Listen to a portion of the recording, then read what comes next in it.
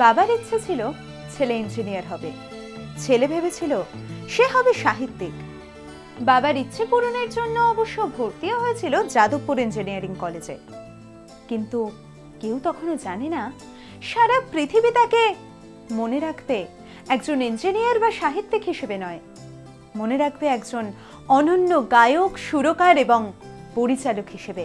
তিনি আর কেউ নন, আমাদের সকলের প্রিয় হেমন্ত মুখোপাধ্যায়। হেমন্ত মুখোপাধ্যায়ের জন্ম 1920 সালের 16 জুন। বাবা কালিদাস মুখোপাধ্যায় ছিলেন সামান্য কেরানি। দক্ষিণ 24 পরগনার বহুরা গ্রামে তার পৈতৃক ভিটে। হেমন্ত মুখোপাধ্যায় ছিলেন 4 ভাই ও 1 বোন। মায়ের মৃত্যুর পর তারা সপরিবারে চলে আসেন কলকাতার ভবানীপুরে। এই সময় তাকে ভর্তি করে দেওয়া হয় মিত্র ইনস্টিটিউশনে। 10ম শ্রেণীতে পড়ার সময় গান গাওয়ার অপরাধে তাকে একবার স্কুল থেকে বহিষ্কৃত করা হয়েছিল সুভাষ মুখোপাধ্যায়, যিনি পরবর্তীকালে আত্মপ্রকাশ করেন একজন বিখ্যাত কবি হিসেবে। তিনি অনেক কাঠখড় পুড়িয়ে হেমন্ত মুখোপাধ্যায়কে একবার রেডিওতে গান গাওয়ার সুযোগ করে দেন।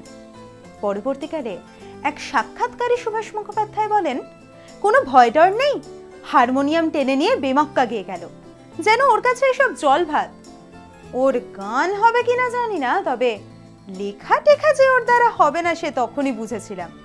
যার বুকে ধরফরানি নেই, জ্বলুনি পুরনি নেই, সে আবার লেখক হবে। অডিশনে পাশ করলেন, কিন্তু গানের জন্য বাবাকে কিছুতেই রাজি করানো যাচ্ছিল না। অবশ্য এক্ষেত্রেও বন্ধু সুভাষ মুখোপাধ্যায় যথেষ্ট সাহায্য করলেন, রাজি করালেন বন্ধুর বাবাকে এবং রাতারাতি হেমন্ত মুখোপাধ্যায়ের জন্য রচনা করলেন একটি গান। তখন হেমন্ত মুখোপাধ্যায়ের বয়স 16 কি 17। সেই প্রথম বেতারে তার গাওয়া প্রথম গান। এরপর অনেক সাক্ষাৎকারে অবশ্য হেমন্ত মুখোপাধ্যায় বলেছেন, গানের ক্ষেত্রে সুভাষ ছিল আমার সব থেকে বড় সহায়। 1937 সাল মুক্তি পেল হেমন্ত মুখোপাধ্যায়ের প্রথম রেকর্ড। ততদিনে অবশ্য গান শেখা শুরু হয়ে গেছে ফণীভূষণ বন্দ্যোপাধ্যায়ের কাছে। গানের জগতে জড়িয়ে পড়তেই ইঞ্জিনিয়ারিং পড়াটা আর সম্পূর্ণ হলো না।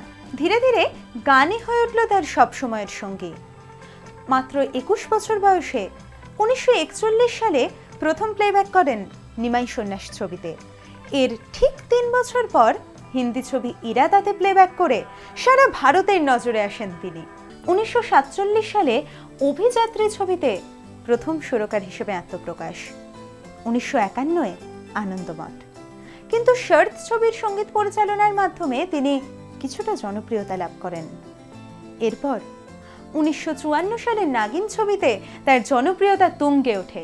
এমনকি 1955 সালে এই ছবির জন্যই তিনি পেয়ে যান ফিল্মফেয়ার অ্যাওয়ার্ড। হেমন্ত মুখোপাধ্যায়ের সঙ্গীত পরিচালনায় যে সমস্ত বাংলা ছবিগুলো এখনো আমাদের সমানভাবে মুগ্ধ করে, তাদের মধ্যে কিন্তু রয়েছে সপ্তপদী, হারানো সুর, 2 ভাই, কুহক ইত্যাদি আরো অনেক সফল ছবি।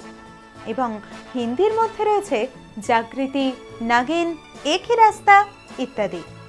শিল্পী মেহেদি হাসান একবার বলেছিলেন, হেমন্ত মুখোপাধ্যায়ের কণ্ঠকে তিনি হিংসা করেন। মহানায়ক যদি হন উত্তম কুমার, তাহলে মহাগায়ক নিঃসন্দেহে হেমন্ত মুখোপাধ্যায়। হেমন্ত মুখোপাধ্যায় এবং উত্তম কুমারের জুটি কিন্তু শুরু হয়েছিল সাপমোচন ছবি থেকে। এরপর হেমন্ত মানেই উত্তম আর উত্তম মানেই হেমন্ত। অবশ্য হেমন্ত মুখোপাধ্যায় ছাড়াও উত্তম কুমারের সাথে মান্নাদের জুটিও সাফল্য পেয়েছিল। তবে হেমন্ত মুখোপাধ্যায় কিন্তু শুধুমাত্র সঙ্গীত পরিচালক হিসেবেই নন, পরিচালক হিসেবেও কাজ করেছেন অনিন্দিতা ছবিতে। অবশ্য চিত্র পরিচালক হিসেবে তিনি খুব একটা সাফল্য পাননি, তবে প্রযোজক হিসেবে তিনি বেশ সফল। মৃণাল সেনের নীল আকাশের নিচে ছবিতে তিনি প্রযোজনা করেন। এছাড়াও প্রযোজনা করেন অনেক হিন্দি ছবিও।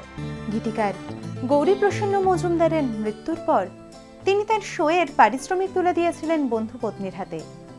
বাংলাদেশের মুক্তিযোদ্ধাদের জন্য তিনি গেয়েছিলেন অজস্র গান, যা এখনো অবধি আমাদের মনকে উদ্দীপ্ত করে। পরিচালক তরুণ মজুমদার বলেছিলেন, হেমন্ত মুখোপাধ্যায় সম্পর্কে যাই বলি বা লিখি না কেন সেটাই কম পড়ে যায়। 1980 সালে প্রথমবার হার্ট অ্যাটাকে তার শ্বাসযন্ত্র ক্ষতিগ্রস্ত হয়। এর ফলে গান গাওয়া তার বন্ধ হয়ে যায়। ছবির কাজ আর করা হয় না। কিন্তু গানের প্রতি ভালোবাসাটা যেহেতু রয়েই যায়, তাই বেতার এবং দূরদর্শনে তিনি কিছু অনুষ্ঠানে অংশগ্রহণ করেন। এরপর 1989 সালের 26শে সেপ্টেম্বর দ্বিতীয়বার হার্ট অ্যাটাকে তিনি শেষ নিঃশ্বাস ত্যাগ করেন। মৃত্যু তাকে আমাদের কাছ থেকে ছিনিয়ে নিয়ে গেলেও আমাদের মনের মধ্যে তার আসন অজেয়। তার অমর সৃষ্টিগুলি আজও আমাদের পথ চলার পাথেয়। সূর্য ডোবার পালা আসে যদি আসুক বেশ তো।